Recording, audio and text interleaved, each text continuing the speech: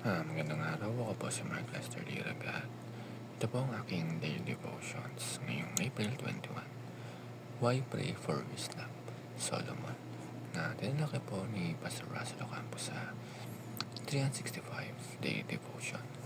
Ang Bible mo ngayong araw ay galing sa 1 Kings chapter 3 verse 5. Sabi po ay, At Gibeon the Lord appeared to Solomon in a dream by night, and God said, Ask what I shall give you.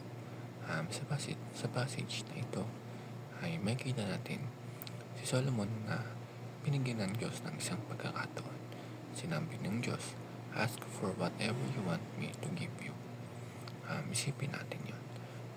Pwede siyang humingi ng kahit ano, yaman, kapangyarihan, at mahabang buhay. Pero ang pinili ni Solomon ay wisdom. At dito papasok ang ating teachings. Ang una ay, God is generous and willing to bless us through prayer. Ang Diyos ay hindi madamot. Siya ay mapagbigay. Gusto niya tayong pagpalain. At binibigyan niya tayo ng pagkakataon na lumapit sa Kanya sa pamamagitan ng panalangin. Minsan nakakalimutan natin ito. Inisip natin na maliit lang ang pwede nating hingin o baka hindi tayo pakinggan. Pero ang totoo, God invites us to ask. Hindi dahil kailangan niya ang request natin, kundi dahil gusto niya ng relationship sa atin. Pangalawa, God is pleased when people ask for wisdom. Sa lahat ng pwede niyang hilingin, wisdom ang pinili ni Solomon. At natuwa ang Diyos sa choice na iyon. Bakit? Dahil ang wisdom ay hindi lang para sa sarili. Ginagamit ito para gumawa ng tamang desisyon, para makatulong sa iba, at para mamuhay ayon sa kalooban ng Diyos. Ganito rin tayo. Kapag humingi tayo ng wisdom, pinapakita natin na hindi tayo umaasa sa sarili lang nating understanding.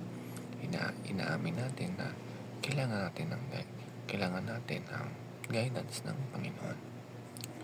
The last teaching is, God blesses wise people with many things they did not ask for. Dahil tama ang hiningi ni Solomon, hindi lang wisdom ang binigay ng Diyos. Dinagdagan niya pa yan ng yaman, honor at blessings. Ito ang prinsipyo. Kapag inuuna natin ang tamang bagay, sumusunod ang ibang blessings. Kapag hinanap natin ang wisdom ng Diyos, hindi lang tayo nagiging mas maayos magdesisyon, binubuksan din ng Diyos ang mas maraming opportunities at pagpapala sa buhay natin. Ang devotion na ito ay paalala na sa daming pwede nating hilingin sa Diyos, piliin natin ang pinakamalaga. Ito ay ang wisdom.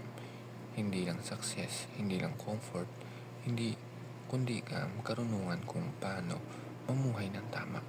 So ngayong araw, bago tayo humingi ng ibang bagay, try nating sabihin na, Lord, bigyan mo po ako ng wisdom para gawin ng tama, para sundin ang kalooban mo, at para mamuhay ng ayon sa iyong plano. Yun lamang.